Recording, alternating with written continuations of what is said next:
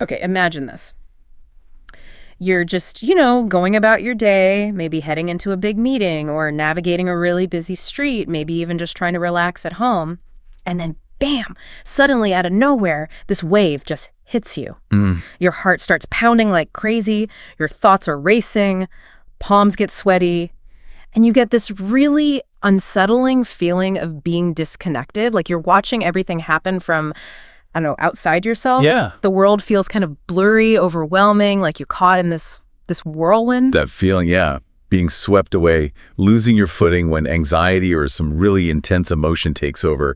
It's incredibly disorienting. And, well, frankly, it's pretty scary. Your mind gets stuck in this loop, right? Your body's reacting super intensely, and it feels almost impossible to just, stop the ride and get off. Exactly. And in those moments, those really turbulent times when the internal storm is just raging, you desperately need something solid, something to hold on to. An anchor, yeah. Something that can reliably pull you back, ground you in the here and now. And that's precisely what we're diving into today. We've taken your stack of sources you sent over articles, research notes, therapeutic guides, all sorts of things, covering everything from simple sensory tricks to much deeper, more complex skills, all designed to provide you with that anchor. Right. And our mission for this deep dive really is to thoroughly unpack these sources on grounding techniques. Yeah. We want to understand not just what they are, but really dig into why they work. Yeah, the mechanism. Exactly. When they're most useful, and explore a really wide range of specific methods, spanning physical stuff, mental focus, even those deeper acceptance skills, things that can help us find that calm anchor precisely when anxiety threatens to overwhelm us. It's about bringing yourself back home, really, to the present moment. Okay, so let's start right at the beginning then. What exactly are these grounding techniques? The sources seem pretty clear on the basic definition. Yeah, they are. Essentially, they're strategies designed specifically to reconnect you with your immediate surroundings, your environment right now. Okay. That's right. At their absolute core, their fundamental function is to divert your focus, to pull it away from those really distressing internal experiences. Like the racing thoughts or intense feelings. Exactly. Whether it's overwhelming emotions, intrusive memories, or those relentless spiraling thoughts that can just escalate anxiety so quickly, they act as a deliberate interruption to that whole internal cascade. So it's like hitting a circuit breaker on the internal chaos, redirecting the flow. Precisely. That's a great analogy. When your mind feels like it's spiraling out of control, caught in that loop of worry or fear or rumination, grounding acts as that essential anchor during the emotional storm. Right. It consciously, actively shifts your attention. So instead of being consumed by what's happening inside, the intense physical sensations, the scary stories your mind is telling you, you are intentionally encouraged to notice and engage with what's happening outside of you, in the concrete external world, in the here and now.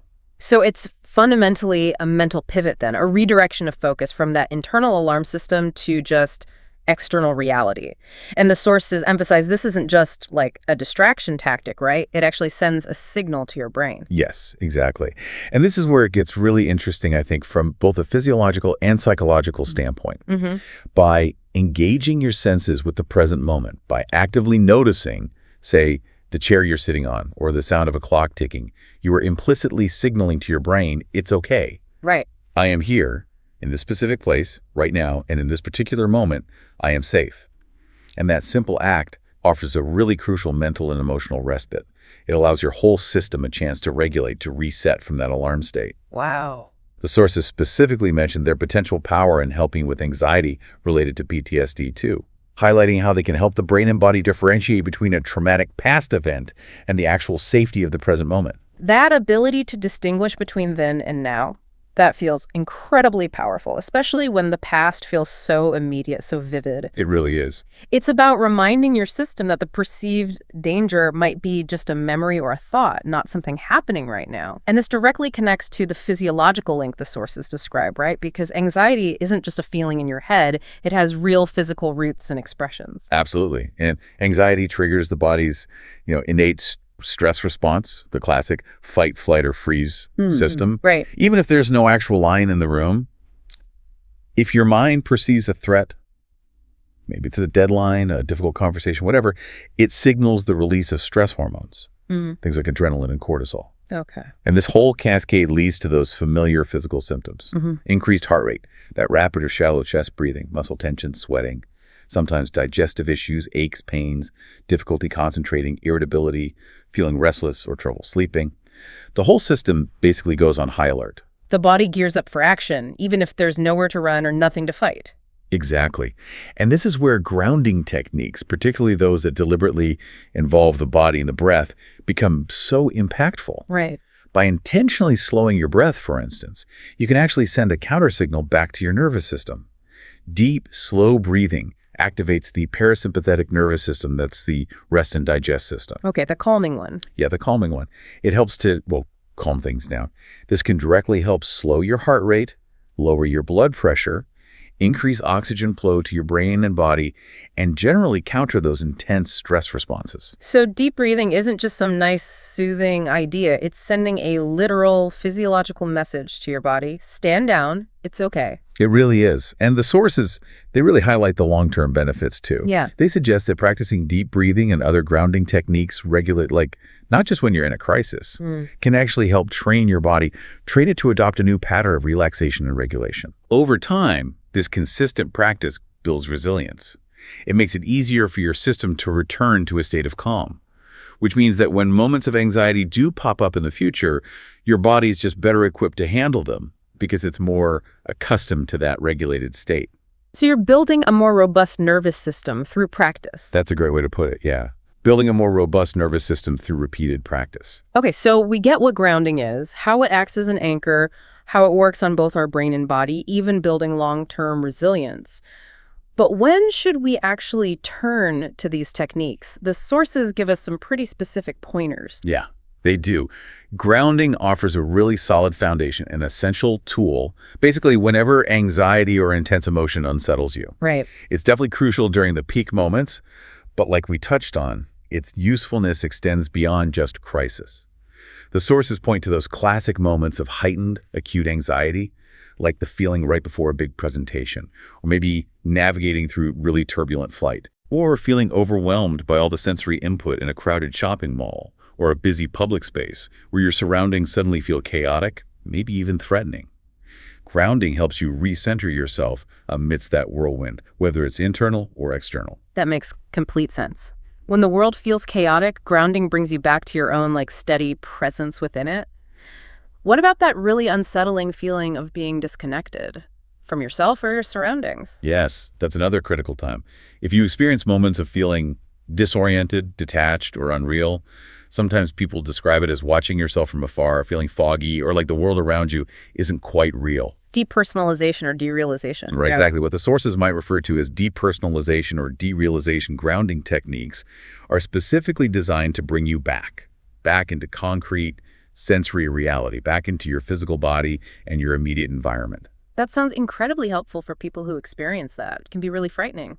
What about when past difficult experiences or traumas resurface really intensely? This is an area where grounding can be exceptionally powerful, particularly, as we noted, with anxiety connected to trauma or PTSD. Right. Sometimes intrusive memories or flashbacks or these intense emotional responses tied to past events can feel incredibly vivid. Yeah. Like they are happening right now. Yeah. And this can blur the lines between then and now in a terrifying way. Yeah. Grounding helps you firmly anchor yourself in the present moment, reminding your system, both mentally and physically, that the intense feeling or memory belongs to the past and that you are safe in this moment, right here, right now. That distinction, past event, present safety, that's such a fundamental and critical thing to be able to access. And of course, during a panic attack itself. Absolutely. Panic attacks are incredibly intense experiences, heart pounding, often dizzying, overwhelming, sometimes feeling like you're having a heart attack or like you're completely losing control. Yeah, terrifying. Terrifying is the word. Yeah. Grounding techniques can be invaluable here.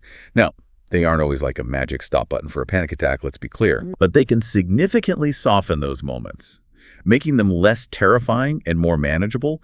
They give you something active to do during the panic, helping you kind of ride the wave of intense sensation rather than feeling completely capsized by it. So the goal isn't necessarily complete eradication of the panic, but making it survivable, less overwhelming, giving you a sense of agency during it. Exactly. Making it through a panic attack feeling like you had some tools, some way to navigate it, that's a huge step.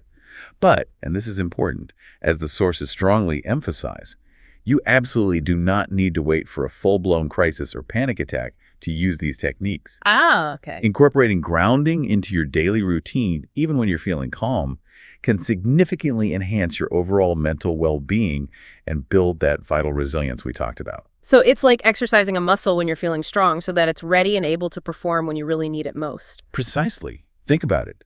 The sources suggest using techniques in everyday moments. Feeling a bit restless or maybe bored during a long online meeting? Happens all the time. Right. Discreetly try the 5-4-3-2-1 method, or just a quick sensory scan. Feeling overwhelmed by a long list of daily chores? Pause for a moment. Do a simple breathing exercise. Okay.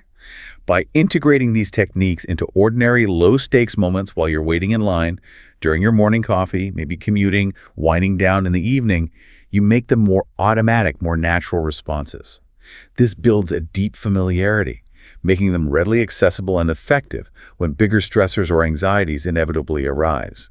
It truly helps you handle future moments of distress with greater ease because you've already practiced the skill. You've built that pathway. It's about proactive mental fitness then, creating habits of presence and regulation, not just reactive damage control when things get bad. Exactly. Proactive mental fitness. I like that. And the sources provide an important caveat here too, right?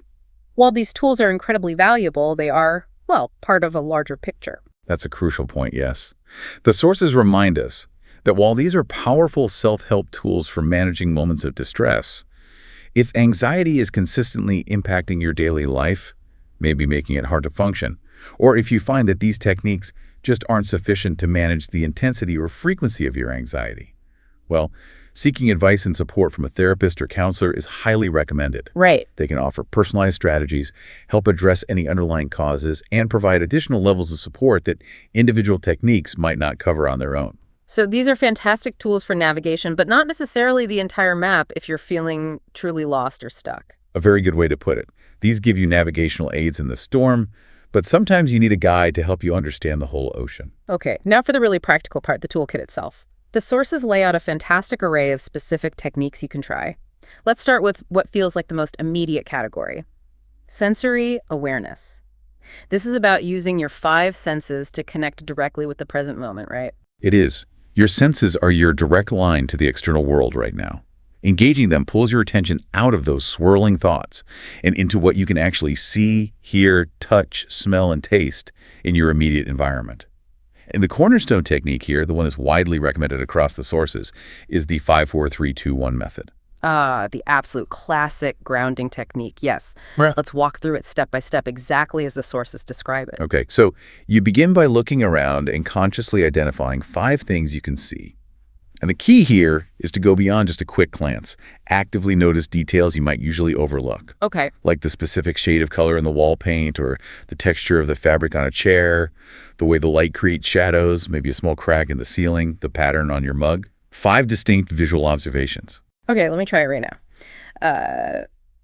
I see the dust motes dancing in the light coming through the window, the slightly frayed edge of the paper on my desk, the specific blue color of that pen cap, the way the cables are sort of neatly bundled behind the computer, and the reflection of the screen in my glasses.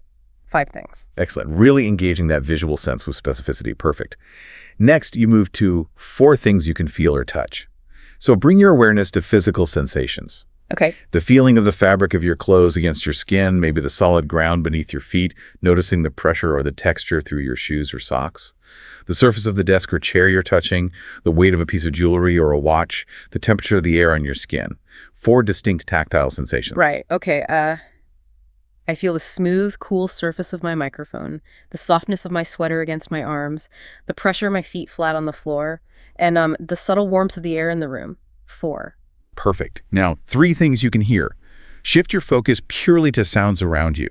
This often requires listening carefully, tuning into background noise you might normally tune out. Right, like the fridge humming. Exactly. Distant traffic or sirens, the hum of the air conditioning or refrigerator, the ticking of a clock, maybe sounds of construction outside, or even the quiet sound of your own breathing or heartbeat if you listen very intently.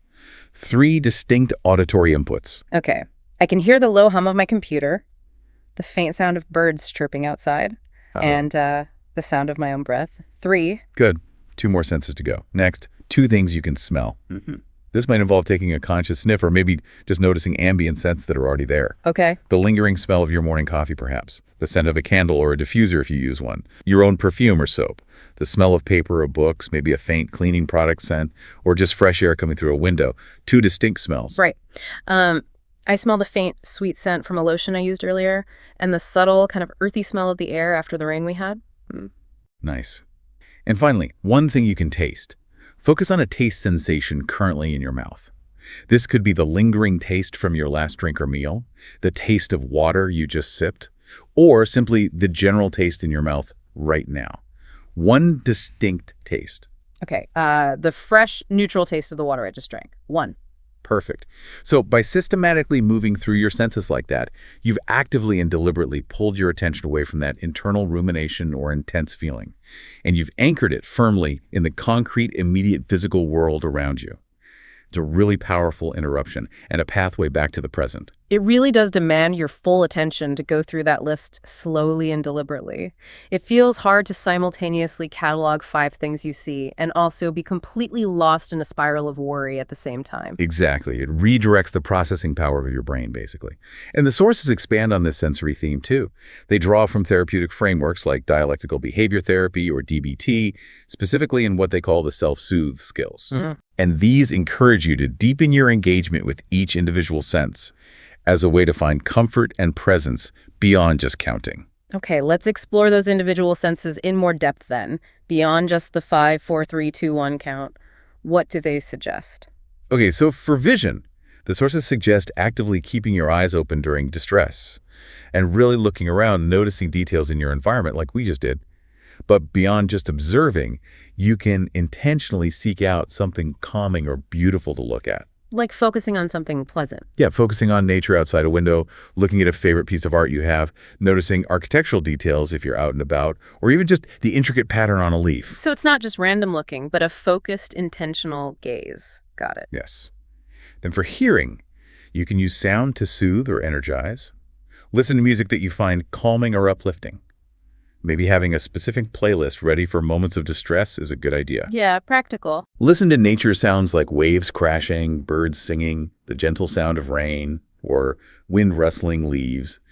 If you're in a city, even tuning into the rhythm of city sounds, like traffic, can be grounding for some people. The sources also suggest simple actions like singing or humming to yourself. A curated soundscape for calm. That's a practical tip. What about smell? For smell, intentional use of comforting or pleasant scents can be very grounding because, well, smell is so strongly linked to memory and emotion, right? Totally.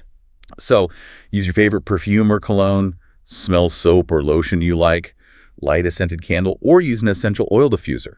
Other suggestions include the smell of coffee or tea brewing, lemon oil, cinnamon, or natural scents like baking bread, roses, or that smell of a forest after rain. Nice. Having a small vial of essential oil or maybe a little sachet of dried herbs like lavender that you can carry with you is a really portable strategy too. Portable anchors are key, definitely. Right. Taste. For taste, the sources encourage mindful tasting of enjoyable foods or drinks. This could be something specifically chosen for its strong, attention-grabbing sensation, like a piece of sour candy or maybe a square of intense dark chocolate. Oh, yeah, that would grab your attention. Definitely. Or it could be something comforting, like herbal tea, a cool ice cube melting in your mouth, a favorite meal, dessert, or even just a refreshing drink like orange juice. The focus is on savoring it, noticing the taste, the temperature, the texture with full attention. Mindfully eating even just one bite of something can really bring you into the present. Mindful eating as a distress tolerance skill, another way to engage fully with the physical world right here, right now. Exactly. And finally, for touch, there's a whole wide array of options focused on physical sensation. Simple actions like feeling your feet firmly on the ground, whether you're barefoot on grass or soil outside, or just feeling the connection to the floor through your shoes inside. Holding comfort objects like a soft blanket, a smooth stone, or a piece of jewelry, and focusing on its texture and temperature. Using ice is specifically mentioned, holding an ice cube in your hand or letting it melt in your mouth, and focusing intently on that intense changing physical sensation. Ice seems like a popular one. It really grabs your attention, yeah. Taking a hot or cold shower or bath can also be grounding, offering intense physical sensation. But the sources do caution that very intense physical sensations, like a freezing cold shower, might actually be too overwhelming during an acute panic attack. They suggest it might be better used once the peak is kind of passed. Good point about timing and intensity. That makes sense. What are some other touch techniques? Let's see, petting an animal, receiving or giving yourself a massage, soaking your feet, applying lotion, and focusing on the sensation of it on your skin, feeling different fabrics like a soft sweater or smooth sheets. Driving with the windows down and feeling the air rush over you, running your hand along textured surfaces like smooth wood or rough bark, hugging someone you trust, if that's available and feels right, wrapping yourself tightly in a blanket, or placing a cool cloth on your face or neck. Wow. The goal with all of these is to deliberately notice and focus on the soothing or neutral or even just interesting physical sensations to pull your attention back to your body and the present moment. That's a truly comprehensive list, just focusing on the senses. It really drives home how many simple, immediate ways we can connect with the here and now through our physical experience. It's all right there. It shows that grounding isn't just one thing. It's a whole category of techniques, using really accessible resources, your own body and your immediate environment. Right. And moving beyond relying solely on the five senses, the sources also delve into techniques that directly engage physical movement and influence body chemistry. Sometimes these are grouped under distress tolerance frameworks, like the TIP skills from DBT. Ah, yes, the TIP skills, TIP. Exactly.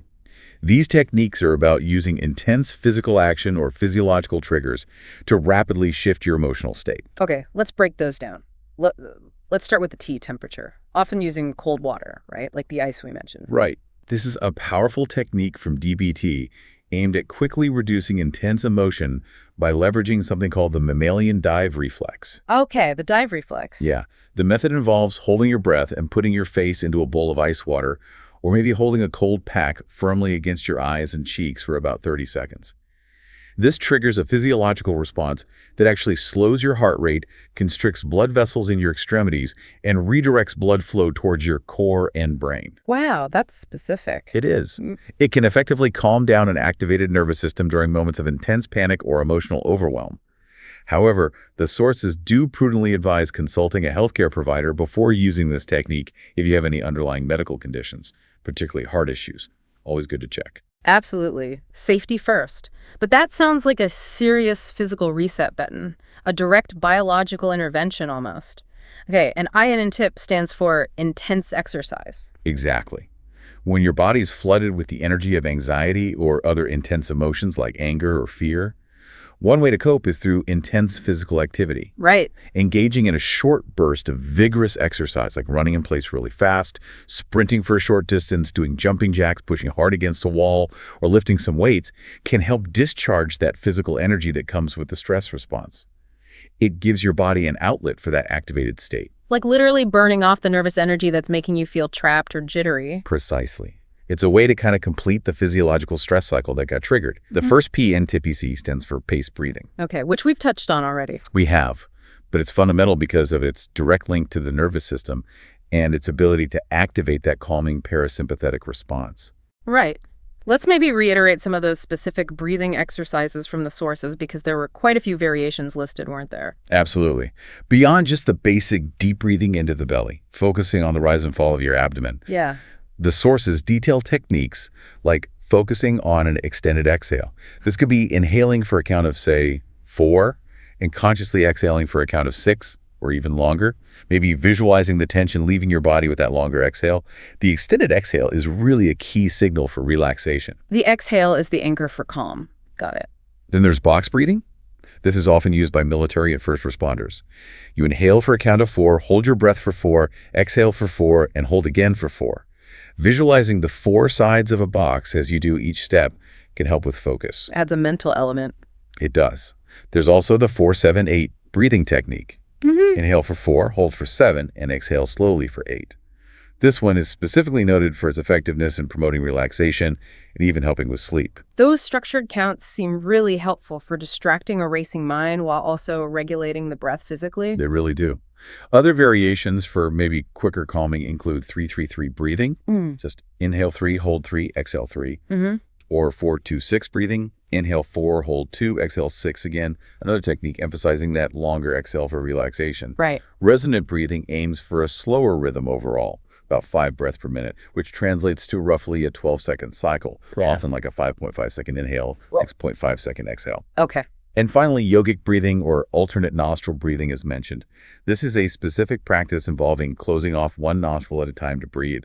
It's often used in yoga and meditation practices, and it might require a bit more learning or guidance. Sure. The sources also point out, helpfully, that many apps and online resources offer guided breathing exercises or visual aids like breathe bubbles to help you pace yourself, which can be really useful. Yeah, lots of tech support for that now. That's a whole toolkit just within breathing. Amazing. Okay, and the second P in TIPI is paired muscle relaxation. Yes.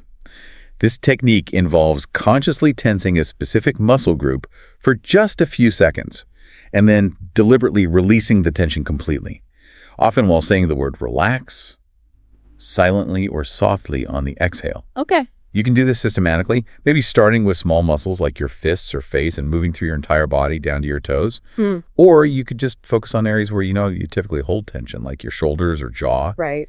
The goal is to really notice the contrast between the tension and the relaxation, and to consciously let go of physical tightness, which is often so intertwined with emotional tension. Like becoming aware of where your body is physically holding the anxiety and then actively, consciously releasing it. Are there other movement techniques mentioned that aren't part of those core tip skills? Yes. The sources list a few additional ways to use movement for grounding, taking just a short, focused walk, for example. Concentrating solely on the physical sensation of your feet, making contact with the ground, the rhythm of your steps, the feeling of your body moving through space. Simple actions like doing some jumping jacks, jumping up and down in place, jogging gently, or doing some stretches can also help discharge that pent-up physical energy and bring your focus back into your body. And the butterfly hug is another common self-soothing movement, isn't it? I've heard of that. It is, yeah. You cross your arms over your chest, placing your hands on opposite collarbones or maybe your upper arms, and then you gently and alternately tap your hands against your body in a rhythmic pattern, kind of like the wings of a butterfly. Okay. While doing this, you focus on taking slow, deep breaths. It's a simple, self-administered bilateral stimulation, meaning stimulating both sides of the body, that many people find quite calming and grounding. Okay, fascinating. So we've explored sensory connection, physical movement, and leveraging body chemistry through things like temperature and breathing. Now let's look at the tools that use our minds, the cognitive and mental focus techniques. Right. These techniques utilize your internal mental processes, your thoughts, your imagination, your attention to anchor you in the present, or provide a mental shift away from those distressing thoughts. Mindfulness meditation is really a core concept here. Right, being present. Exactly. It involves intentionally paying attention to the present moment, your thoughts, feelings, body sensations, your surroundings, but without judgment, just observing. The sources suggest that engaging in guided meditations, perhaps ones specifically designed for anxiety or panic, can be a helpful way to learn and practice this skill. Training your mind to stay present rather than letting it get constantly pulled into worries about the future or regrets about the past. Precisely. Another cognitive technique, which is related to the sensory scan we did but emphasizes the mental process more, is describing your surroundings in detail. Mentally, or even verbally if you're alone, describing objects, sounds, and scents around you, like, that's a wooden table, it's brown, it has rings on it from glasses, I hear the refrigerator humming, I smell the faint scent of detergent on my shirt. This forces your focus away from the internal turmoil and towards external observation and description. It gives your thinking brain a concrete task to perform, doesn't it? Takes up bandwidth. It does. What about simple mental distractions? Are those helpful? Naming categories is a really straightforward but surprisingly effective way to distract your brain from those anxious thought loops. Okay. Pick a category: types of fruits, state capitals, breeds of dogs, favorite movies, authors you like, types of trees, and mentally list as many as you can think of.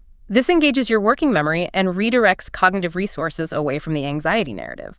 A deliberate mental detour to give your mind a break. Simple, but sounds effective. Visualizing a safe or calming place is another powerful mental technique.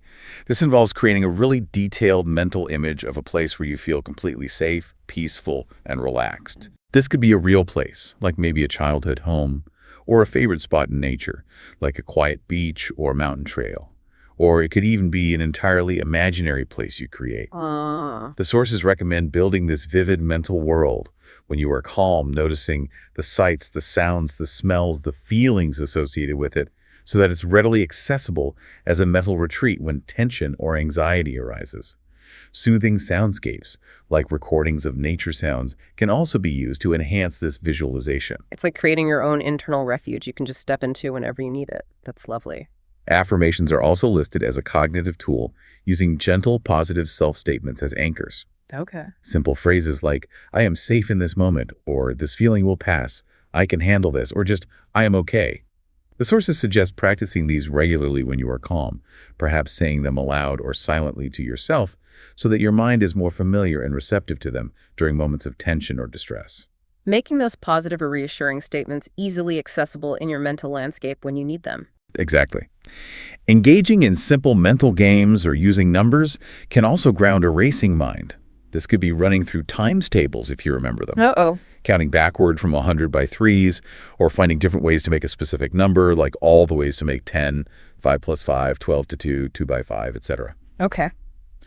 Reciting something you know by heart, like the lyrics to a favorite song, a poem you learned, or a passage from a book, and focusing intently on the words can also be really absorbing and grounding. Using the logical or linguistic parts of the brain to create a structured mental activity that competes with the anxious thoughts. Makes sense. Another structured mental technique is visualizing or describing a familiar, simple task step by step. Mentally walk through the process of making your morning coffee, or folding laundry, locking up your house at night, or packing your lunch, focusing on the sequence of actions and the sensory details involved in each step. Giving your mind a concrete, predictable process to follow instead of just spiraling, I can see how that would work. And the sources describe some more imaginative cognitive techniques too, like imagining physically leaving the painful feelings behind. How does that work? Well, you could visualize collecting your anxious feelings, maybe balling them up and putting them into a box that you close, or imagine yourself walking or biking or swimming away from the distressing emotions. Okay. Another powerful analogy they mention is imagining your thoughts as, say, a song on the radio or a TV show you dislike. You have the power to change the channel or lower the volume. The thoughts might still be there in the background, but you don't have to give them your full attention or treat them as absolute truth. That's a creative way to create some psychological distance from overwhelming thoughts and feelings. I like that. Building on the cognitive aspect, the DBT sources delve specifically into something called mindfulness of current thoughts. Now, this skill isn't really about getting rid of thoughts, but about changing your relationship with them. Ah, okay. How so? It involves observing your thoughts as they arise, without judgment and without trying to suppress them, viewing them more impersonally, like waves in the ocean that just come and go. Right. This practice encourages willingness, a readiness to experience whatever arises without fighting it, and cultivating a curious mind, asking questions like, where did that thought come from? And simply noticing that thoughts appear and they disappear. They aren't permanent fixtures. So instead of getting tangled up in the thought, you're stepping back and observing it as a thought, an event in the mind. Exactly. And the sources reinforce a crucial concept here. You are not your thoughts. Just because you have a thought, especially a negative or catastrophic one, doesn't mean it's true. It doesn't mean you have to believe it, and you certainly don't have to act on it. That's key. Recognizing catastrophic or highly emotional thoughts, as coming from what DBT calls emotion mind, is part of this awareness. The sources provide specific micro-techniques for practicing this observation, like labeling thoughts. The thought I can't do this just arose in my mind. Stepping back, using analogies like viewing your thoughts from the top of a mountain, or simply scanning your body sensations versus your thoughts, noticing they're different things. That reframing is incredibly powerful. The thought is just an event happening in your mind, not necessarily a reflection of objective reality or who you are. And the sources offer some really creative, almost playful techniques for letting go or changing your relationship with thoughts too. Like what? This includes things like repeating a distressing thought out loud, either very fast or very slowly, which can often make it lose its emotional punch and just sound kind of absurd. Yeah, I can see that. Saying the thought in different voices, like a cartoon character or a celebrity, or treating the thought as a line from a comedy dialogue can also create distance. Singing the thought can have a similar effect. Singing your anxious thoughts. Why not? You can also imagine your mind as different scenes where thoughts just pass through, like a conveyor belt, a river, a railroad track, leaves floating down a creek, the vast sky with thoughts as clouds or birds flying through, or even just a simple white room with doors where thoughts enter and exit. Visualization helps create distance. Relaxing your face and body while intentionally accepting thoughts as just brain sensations is another practice. And a very insightful technique mentioned is imagining what actions you would take if you stopped believing a particular negative thought as a fact, or practicing cultivating loving thoughts towards yourself or others, even amidst the difficult thoughts. Those are wonderfully imaginative and practical ways to shift your perspective and gain some agency over how you react to your own thoughts. It gives you a sense of playful control rather than feeling like a victim to them. Absolutely. They allow you to change your relationship with your internal experience. And this brings us nicely to some of the deeper DBT distress tolerance skills, the ones focusing on accepting reality and cultivating willingness. Now, the sources frame these not as skills for solving everyday problems necessarily, but specifically for navigating crisis situations. Those moments of intense emotion or strong urges that, if you acted on them, might make things significantly worse in the long run. Right, high-stakes moments. Exactly. The core goals here are to survive these crises without making them worse, to learn to accept reality as it is, which is often the source of the pain in the first place, and ultimately to become freer from the tyranny of those intense urges and overwhelming emotions. So these are for those really tough moments when typical grounding might not be enough to prevent, say, unhelpful or destructive actions. Precisely. When the emotional intensity or the urge to do something destructive is very, very high. One technique mentioned is using pros and cons. Okay. This is used when you're faced with the choice between two actions, especially between acting on a strong, potentially destructive crisis urge, like, say, self-harm, substance use, lashing out, versus resisting that urge and coping with the distress skillfully. You make a list of the pros and cons of each action, acting on the urge and resisting the urge, thinking about both the short-term and the long-term consequences for both.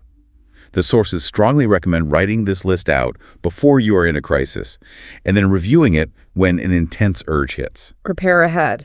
Exactly. And they pose a powerful question to consider when you're making that list.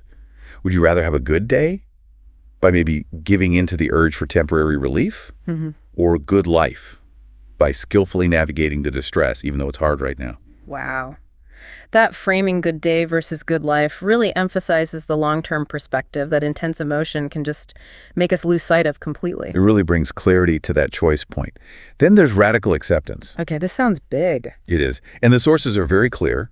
This is not about approving of something bad or pretending something awful is okay. It's not about liking it. It's about a complete, total acceptance in your mind, your heart, and your body of reality exactly as it is in this moment. It means stopping the fight against reality, letting go of bitterness, accepting the facts of the past and present, acknowledging realistic limitations for the future, recognizing that everything that happens has causes, even if we don't like them or understand them, and accepting that it's possible to have a life worth living, even when it includes significant pain. Stopping the fight with reality, that sounds incredibly difficult, especially when reality is painful or unfair. Why is this acceptance so important, according to the sources? Because, as the sources bluntly state, rejecting reality doesn't change it. It simply prolongs our suffering. Change, paradoxically, often requires accepting the current reality first. Pain is a natural signal. It's a part of life. But rejecting or fighting against that pain is what creates suffering, that extra layer of distress. Refusal to accept keeps you stuck in that cycle of struggling against what is. While acceptance might initially bring sadness or grief or anger about the reality, the sources suggest that these feelings, when allowed, are often followed by a deeper sense of calm and freedom that comes from finally letting go of that futile fight. So acceptance isn't passive resignation. No, not at all. It's an active stance. Factors that often interfere with radical acceptance include maybe a lack of the necessary skills to cope with the pain that acceptance brings up, or sometimes the mistaken belief that acceptance means approval, or that nothing will ever change if you accept it. It's a really profound shift in mindset. How do you actually practice something as monumental as radical acceptance? It sounds huge. It is huge, but the sources provide a detailed step-by-step guide, which makes it feel more like a learnable skill. Okay, good. First, observe yourself fighting reality. Notice the thoughts. Shouldn't be this way. The feelings, anger, bitterness, the physical sensations of resistance, tension, clenching. Second, remind yourself, gently but firmly, that reality is simply as it is, regardless of whether you like it. Third, consider the non-judgmental causes that led to this reality. Fourth, practice acceptance with your whole self. Use self-talk. This is how it is right now. Relaxation techniques, mindfulness, maybe prayer if that's meaningful to you, or imagery. The sources also suggest practicing half-smiling and willing hands, which are ways to use your body to signal acceptance. We'll get to those in a sec. Fifth, practice opposite action act, as if you have accepted, even if you don't fully feel it yet. Sixth, cope ahead by imagining accepting future difficult events. Seventh, attend to the body's sensations associated with the painful reality you need to accept, just noticing them without fighting. Eighth, allow yourself to feel the grief, sadness, or anger that comes with accepting a painful reality. Don't suppress it. Ninth, acknowledge that life, even with its pain, can still be worth living. And 10th, use that pros and cons technique to remind yourself why accepting reality is more beneficial in the long term than rejecting it. That step-by-step approach makes it sound less abstract and more like a skill you can actually work on, connected to the other techniques we've discussed. It's a skill that requires practice, lots of practice, like any other. And turning the mind is described as the specific choice to move towards acceptance. It's framed like standing at a fork in the road. One path is rejection and suffering, the other is acceptance and potentially freedom. Turning the mind is the conscious decision, made over and over again, to turn towards acceptance. Making the choice. Yeah. The steps are: first, observe that you are not accepting. Second, make an inner commitment, a deliberate decision to accept. Third, repeat this decision to turn the mind towards acceptance over and over because it will wander. And fourth, develop a plan to catch yourself whenever you notice your mind drifting back into non-acceptance and gently guide it back. It's the active, repetitive act of choosing acceptance again and again. Yeah, exactly.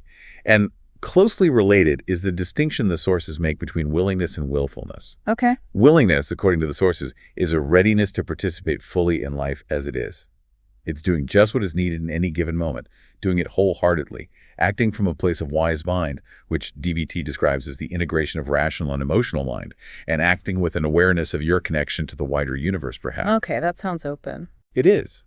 Willfulness, on the other hand, is characterized by refusing to tolerate the moment, refusing to make needed changes, maybe giving up, doing the opposite of what would actually work, insisting on having things exactly your way, trying to fix everything all at once, and being attached to a narrow focus on me, and what I want right now. So willingness is kind of flowing with reality, doing what works, while willfulness is rigidly resisting it, demanding it be different. Exactly. Willfulness keeps you stuck in the struggle. Steps for cultivating willingness include observing when you are being willful, radically accepting that you feel willful in that moment without judging yourself for it, making that inner commitment to accept reality and be willing instead, and then describing and actually engaging in willing behavior. It sounds like a constant process of self-awareness and gently redirecting yourself away from that resistance. It really is. And finally, within this framework of accepting reality with your body, the sources describe half-smiling and willing hands. Okay, tell me about those. Half-smiling involves relaxing your face completely and letting the corners of your lips turn just very slightly upward. Just a serene, almost imperceptible expression, not a big grin. Subtle. Very subtle. The sources state that this slight physical posture communicates to your brain and body, signaling acceptance and calm. You can practice this daily in various situations. When you first wake up, during free moments, while listening to music, when you feel irritated, or while lying or sitting down quietly. Interesting. A particularly powerful practice mentioned is intentionally half-smiling while contemplating someone you dislike or have difficulty with. Using that posture to help you examine their life, their potential pain, with the hope of cultivating compassion, which really ties acceptance to our interpersonal relationships too. Wow. Using your physical expression to influence your internal state and even how you relate to others, that's quite deep. It really shows that mind-body connection in action, doesn't it? And willing hands involves adopting a physical posture that embodies openness and acceptance. How do you do that? If you are standing, you can let your arms hang loosely at your sides, hands unclenched, with your palms turned slightly outward and fingers relaxed. If you're sitting, sit upright but relaxed, feet flat on the floor, maybe with that half smile, and rest your hands palms up on your lap or knees. The sources suggest imagining feeling completely relaxed and at ease, like a cat basking peacefully by a warm fire, allowing your body to soften into this posture of acceptance. That image of the relaxed cat is very evocative and calming. These acceptance skills rooted in DBT add such a significant layer to the toolkit, don't they? Moving beyond just managing a moment to potentially changing your fundamental stance towards difficult reality itself. They really do. They address that deeper struggle against what is, which is often the source of so much profound suffering. Okay, wow. We have covered an incredible range of techniques here, from the really simple sensory awareness things and quick physical shifts, to cognitive strategies for managing thoughts, and these powerful acceptance skills from DBT. And we even touched on things like emotional anchoring from NLP earlier. It's abundantly clear from all the sources that this is definitely not a one-size-fits-all situation. Absolutely not. The sources consistently emphasize that different techniques will resonate more strongly with different people. And even for the same person, what works in one moment might not be the most effective tool in another. It's truly about building a diverse personal toolkit that you can draw from based on the specific situation and how you're feeling at that time. So the key is experimentation, really. Trying out a variety of these methods, dipping into the sensory tools, experimenting with different breathing techniques, practicing some cognitive shifts, maybe exploring the acceptance practices gently to discover which ones feel most comfortable, most intuitive, and most effective for you in different contexts. Exactly. And the importance of practice cannot be overstressed. The sources are very, very clear on this. Ideally, you should practice these techniques when you are calm, when you are not in the midst of intense distress. Right. This is how you build the skills, strengthen the neural pathways, and create those positive associations. When you practice regulating your breath or noticing your surroundings when you're already feeling relaxed, you make that pathway back to calm more familiar and much easier to access when you really need it. Okay. Then, when anxiety or distress does hit, you have practice skills readily available to deploy, helping you ground yourself until the intense feeling passes. It's like doing fire drills when there's no fire, right? So you know exactly what to do when the alarm actually goes off. Exactly. That's a perfect analogy. You build the muscle memory for calm and presence. And it's probably worth repeating the advice from the sources one last time. While these are powerful, practical tools for managing moments of distress and building resilience, if you find that anxiety or other intense emotions are consistently interfering with your daily life, maybe making it hard to function, or if these self-guided techniques just aren't providing sufficient relief, please consider reaching out to a qualified therapist or counselor. Right. They can offer tailored guidance, help explore potential root causes, and provide a level of professional support that really complements these individual skills. So these techniques are about empowering you with immediate actions in difficult moments, but they aren't intended to replace professional help if that's what's truly needed to address underlying issues. A crucial distinction for comprehensive well-being, absolutely. So as we wrap up this deep dive, the main takeaway seems to be that grounding techniques are these vital anchors, whether they're sensory, physical, cognitive, or acceptance-based, that can pull us back to the present moment when anxiety or intense emotions threaten to sweep us away. We've explored connecting with our senses, engaging our bodies through movement and breath, using our minds to focus and shift perspective, and even those deeper therapeutic techniques for accepting difficult realities and cultivating a stance of willingness. And having this diverse toolkit really empowers you with choices. It gives you a sense of agency back in challenging moments and provides tangible pathways back to calm and presence whenever you need them most. It truly transforms that feeling of being powerless in the face of overwhelm into having concrete, actionable steps you can take right here, right now. Exactly. And that leaves us with our final provocative thought for you, the listener, to ponder. If the present moment is your most reliable anchor, how can intentionally noticing and appreciating the small, often overlooked details of your everyday life, even when the seas are calm, actively strengthen your connection to that anchor, making it steadier and more reliable for when a storm does inevitably arise? Think about that. The simple act of mindfully tasting your morning tea, or really feeling the sunshine on your skin, or truly listening to a friend's laughter without distraction. Are you building the anchor when you don't think you need it? Are you practicing presence in the small moments? Something to keep in mind as you move through your week. Well, we really appreciate you joining us for this deep dive into finding your calm anchor. We truly hope exploring these techniques offers you some powerful, practical tools for navigating life's turbulent moments. Until next time.